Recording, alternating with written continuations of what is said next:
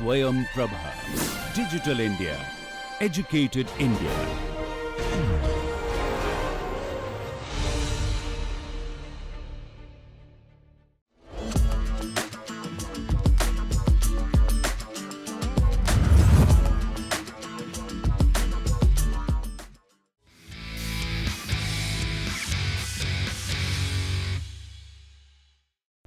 Surat is crucial to India's diamond industry and is often called the diamond city of the world.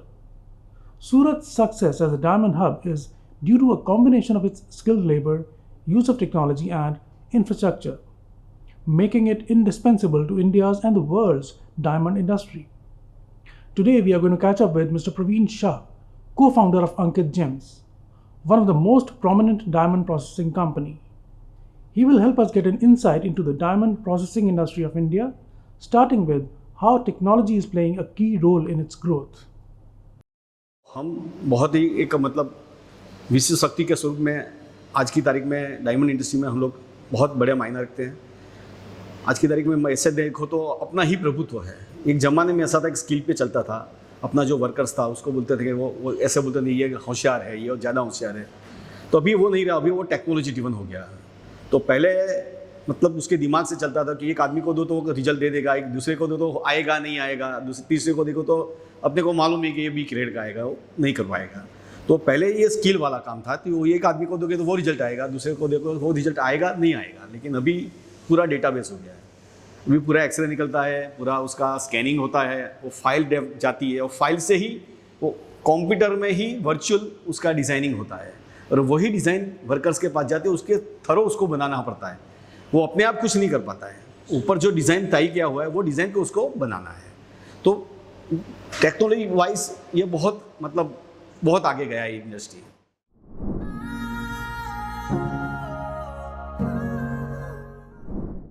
पहले क्या था, आज से 60-70 साल पहले जब ये जर्नी चालू हुआ ना, तो एक फैमिली ड्रिवन बिजनेस था और मतलब जो मेरे पास था वो टेक्नोलॉजी था ऐसा तो था नहीं, लेकिन मेरे दिमाग में था कि मेरे को करना है और करने की एक इनबिल्ट सिस्टम थी वो जो अपने जैन कम्युनिटी में या कई लोगों में होती है वो गुजराती लोगों में थी है। वो पूरा बिजनेस लाया गुजराती लोगों ने, वैसे बनासकांठा जो बोलते हैं वहाँ से आए ये पूरा।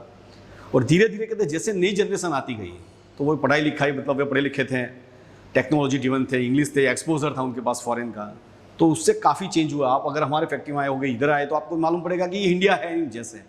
तो ये एक्सपोजर आया कहाँ से, ऐसा बनाने का सोचा क्यों? क्योंकि आप जब बाहर जा रहे हो तो अपने को लगता है कि ये यहाँ कर सकते हैं तो अपने क्यों नहीं कर सकते हैं। तो वो एनवायरनमेंट छूट जाता है, वो एक्सपोजर आता है दिमाग में, तो वो काम करने का ढंग भी चेंज होता है, आपकी सोचने का ढंग भी चेंज होता है, तो काम करने का भी स्टाइल बदलता है। तो धीरे धीरे करते जो वॉल्यूम था आज से 50 साल पहले या 25 साल पहले, मैं बोलूँ 2008 में जो वॉल्यूम था उससे आज 5-7 गुना काम हो गया डॉलर टर्म्स में। रुपीज़ में तो कहीं चला गया, क्योंकि रुपीज़ में तो वो रुपये का डिप्रिसिएशन जो होता है उसके हिसाब से, लेकिन आप डॉलर टर्म्स में भी बात करें, लेकिन वो चेंज होने के कारण है टेक्नोलॉजी। हम पहले जब काम करते थे, जब टेक्नोलॉजी नहीं था, जब कंप्यूटर वगैरह की सिस्टम नहीं थी 95 के पहले, तो हम हमारा स्टॉक मिला नहीं पाते थे। साल में 2 बार मिलाते थे, महीने में 1 बार मिलाते थे, और वो भी 2 दिन लगता था, और वो भी मिलता नहीं था पूरा। आज हर शाम को मिलता है, हर दोपहर को मिलता है, हर स्टोन मिलता है, तभी वो खाना के लिए जाते हैं या घर पे जाता है। तो ये टेक्नोलॉजी का कमाल है। और दूसरा सबसे बड़ा कमाल जो हुआ वो कोविड में हुआ। कोविड के हिसाब से जो लोग हमारे कस्टमर थे, पॉलिश लेने आते थे मुंबई में, काफ़ी लोग आते थे, बड़ी ऑफिस चाहिए, खूब सारी कैबिन चाहिए, एक साथ 20 कस्टमर आ गए तो कहाँ रहेंगे। अभी वो वर्चुअल हो गया, 2-3 साल तक कोई आया नहीं गया नहीं, तो अभी वो पूरा सिस्टम पूरा चेंज हो गया है। अभी वहाँ से वर्चुअल ऑर्डर आते हैं, वैसे ही गुड्स जाता है, और वो पूरा एक मतलब सीनरियो ही चेंज गया। अभी वो इतना बड़ा ऑफिस भी नहीं चाहिए, इतने लोग भी नहीं चाहिए, वो लोग आते भी नहीं, ट्रैवल इतना करते भी नहीं है, और पूरा सीनरियो चेंज हो गया। अभी नहीं आते ऐसा बात नहीं है, वो पहले 12 बार, एक साल में 12 बार आता था, अभी वो 2 बार आता है, चाय पीने के लिए, बॉन्डिंग रखने के लिए, मिलने के लिए, ऐसे। तो वो काफ़ी ट्रैवलिंग का फ़र्क पड़ा है, विश्वास का फ़र्क पड़ा है, क्योंकि ऐसे टाइम में कौन कंपनी क्या बोला और क्या दिया है। पहले तो वो देख के जाते थे, तो वो विश्वास रखने का बात नहीं था, अपने खुद देख के जाते थे, खुद मतलब वो प्राइसिंग वर्क करके जाते, तो उसमें वो कोई दूसरी बात। अब जब आप वर्चुअल लेते हो तो सामने वाले का आपका कैरेक्टर को पता चलता है कि वो क्या बोलता है, क्या देता है, तो वो विश्वास बहुत ज़्यादा बढ़ गया है। तो कई बार कुदरत मदद करती है, कभी कभी टाइम मदद करता है, कभी कभी अपने इवॉल्व होते हैं अपनी लर्निंग से।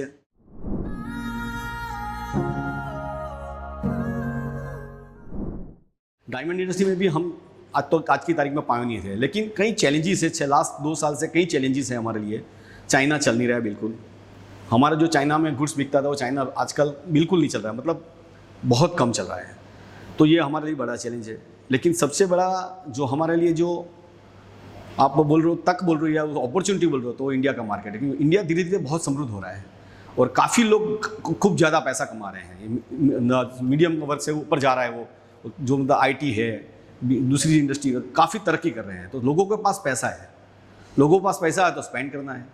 तो अभी हम भी जो सोचते हैं और हम लोग जो कई लोग से मिलते हैं, जो बड़े बड़े लोग हैं जिसके पास रिसर्च है, वो भी ऐसे ही बोलते हैं कि आपको अगर डेवलप होना है ये डायमंड इंडस्ट्री को, चाइना को आप छोड़ दो, लेकिन आप इंडिया पर फोकस करो। इतना अपॉर्चुनिटी इंडिया में है।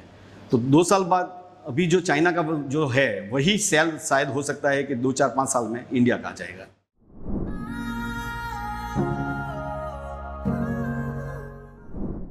पहले तो मेरे को लगता है एंथुसियाज्म, दूसरा हमारा इंग्लिश पे जो कमांड है अपने मतलब पूरी कंट्री का, और फिर अपने लोग स्किल वाले हैं। आप देखो पूरी दुनिया में जितने भी सीईओ हैं 10 में से 6 लोग तो अपने ही हैं। तो एक इनबिल्ट सिस्टम है अपने यहाँ, वो ऐसे ही टैलेंटेड है। आप पढ़ाई तो एक जरिया है, लेकिन वो ऐसे ही हम लोग हैं। चलो मान लो मैं 10वीं क्लास पास हूँ और पूरी दुनिया में जाते हैं, वहाँ इंग्लिश भी बोलते हैं, हिंदी भी बोलते हैं। वो व्याकरण की अगर शुद्धि होती नहीं हो तो वो समझ जाता है, और वो बोलता है मैं समझ जाता हूँ। तो मेरे को कभी नहीं लगा कि मैं नहीं पढ़ाई किया या मेरे पास कोई डिग्री नहीं है तो मेरे को बिजनेस में कहीं भी कोई प्रॉब्लम आया है, क्योंकि वो इनबिल्ट है।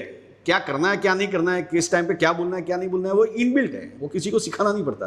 और फिर एक तालीम है कि कीप लर्निंग, पढ़ते रहो, जमाना किस तरफ जा रहा है, क्या हो रहा है, कैसे हो रहा है, उसको स्मेल करते रहो और इसके हिसाब से अपने को चलते रहो, तो फर्क पड़ता ही है।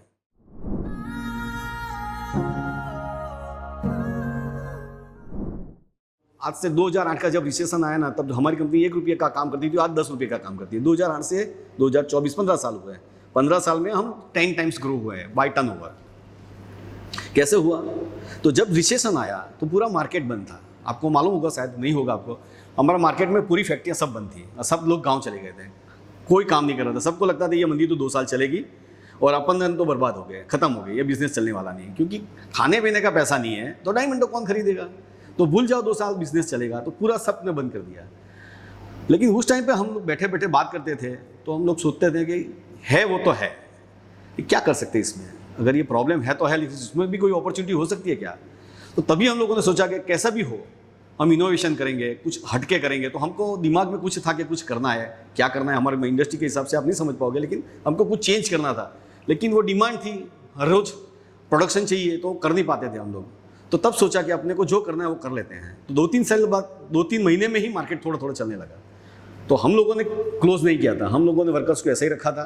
उसको बोला था जिएंगे मरेंगे साथ में, तेरा घर चलेगा, इतना पैसा मैं दूंगा, मैं बर्बाद हो जाऊंगा तो अलग बात है, लेकिन अपन साथ में रहेंगे, कोई प्रॉब्लम नहीं। तो हमने किसी को मतलब गाँव भी नहीं बेचा था, उसको किया था कि हम हैं तब तक आपको चिंता नहीं है। तो वो 2-3 साल में, 2-3 महीने में ही वो सुलट गया।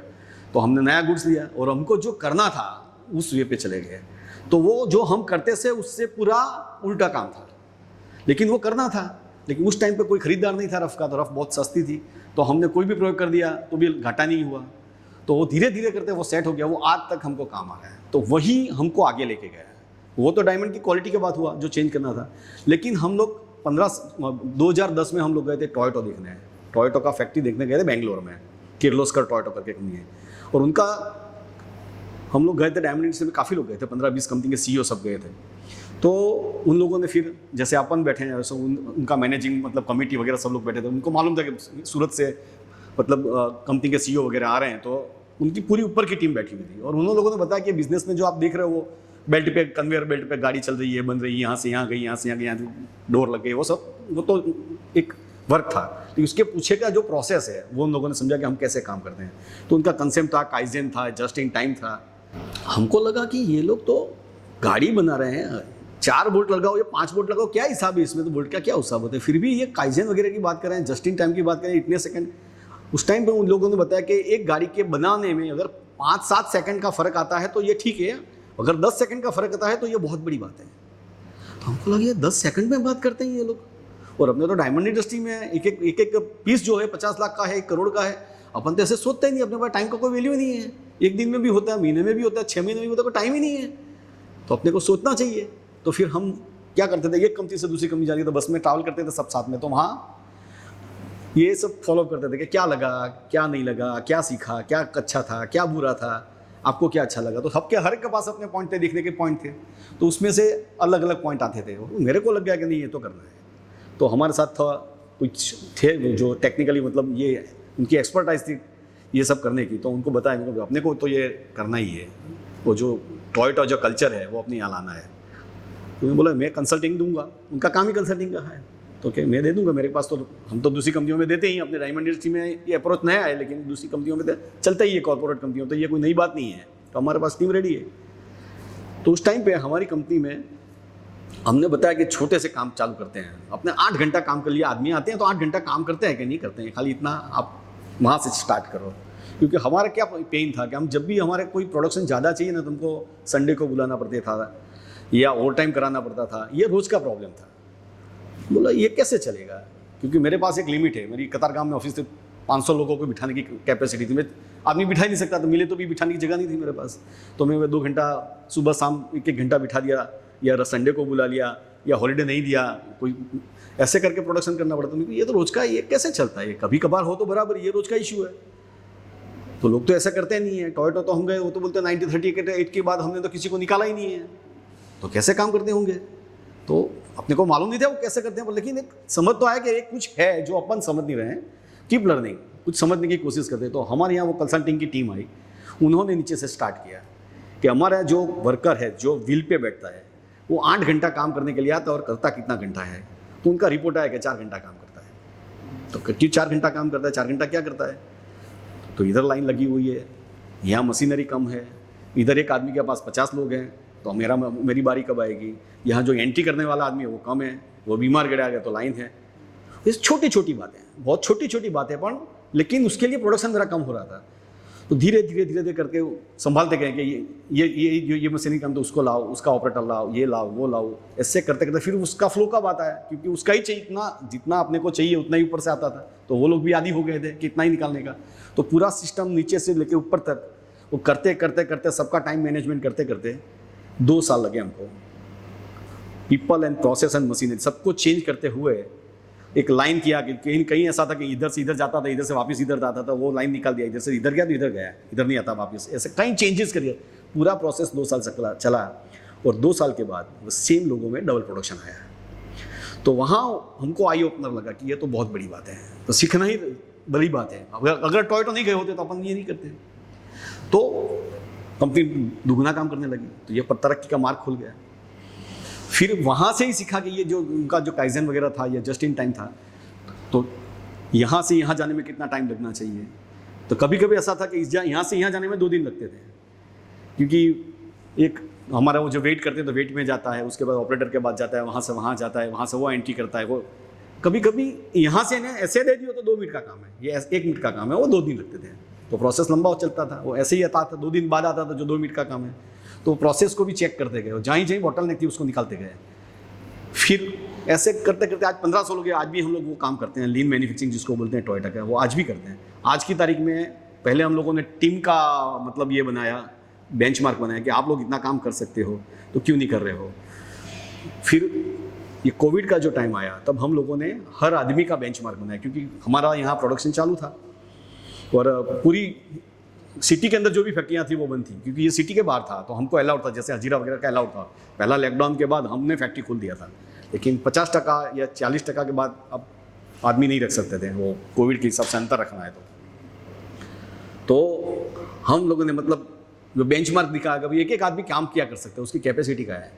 तो हर आदमी को उसका बेंचमार्क है कि तू 10 डायमंड बनाता है तो तेरा कैपेसिटी तो 15 का बनाने का है, हिस्ट्री बता रहा है कि तूने किया हुआ है। ऐसे करते पुश करते करते वो 50% लोगों के अंदर, 50% लोगों के अंदर हमने 70-80% काम निकाला कोविड में। तो ये सब करने से हमको फ़ायदा हुआ। तो मतलब आप सीखते जाओ, आप कहीं भी बाहर जाते हो, एक्सपोजर लेते हो, कहीं से सीखते हो, तभी तरक्की होती है। खाली बातें करने से तरक्की नहीं होती। तो उसको एग्जीक्यूट करना है, एग्जीक्यूट करना बहुत बड़ा मामला है। तो एग्जीक्यूट करने का एक बहुत बड़ा प्रोसेस होता है जो हम कर पाए।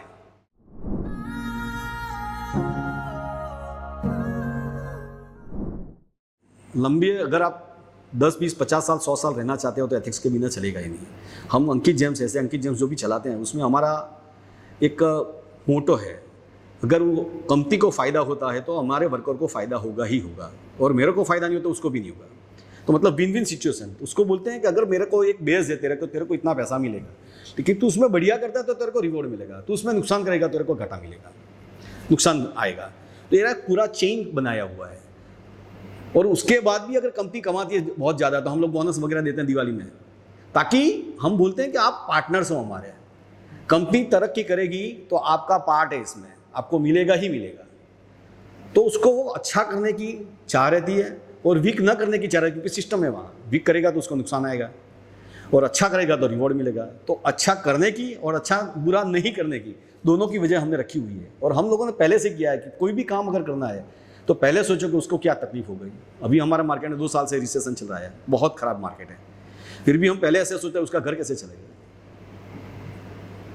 ये पहले सोचते हैं, क्योंकि हम मानते हैं कि उनकी दुआओं से भी काम चलता है। आज हमारे यहाँ 1000 लोग हैं तो उनके पीछे 4-5 लोग का फैमिली है, तो 5000 लोगों की दुआ मिलती है। अगर 5000 लोग अपने साथ जुड़े हुए हैं, उनकी अगर अपने खाली मेरे धंधे की, मेरे पैसे की बात करेंगे तो पैसा क्या करेंगे अपन। वो कॉन्ट्रीब्यूटर है, वो 10 साल 20 साल अपनी कंपनी को दिया है। तो जब ऐसी तकलीफ आती है ना, तब चलो उसको 50,000 नहीं मिलता, 25,000 तो मिलना चाहिए ना, उसका घर तो चलना चाहिए। तो ये सोच के साथ जब चलते हो, आप लोगों को साथ में लेके चलते हो और ये उनको मैसेज देते हो कि मैं साथ में हूँ, मैं तेरे पीछे हूँ, तो चिंता मत करे, अच्छा टाइम आएगा बुरा टाइम का तेरे को कोई तकलीफ नहीं है। तो उससे वो दिल लगा के काम करता है और उसका फायदा अलग ही होता है।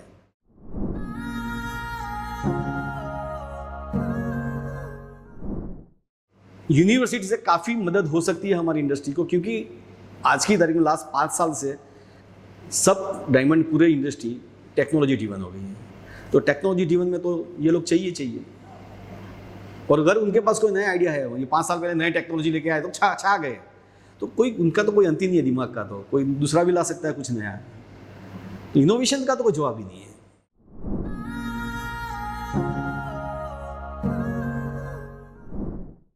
किसी को फॉलो मत करो, अपने आप को फॉलो करो और ढूंढो क्या कर सकता हूँ मैं। हर आदमी का अपना एक सोच है, अपने चलने का एक रीत है।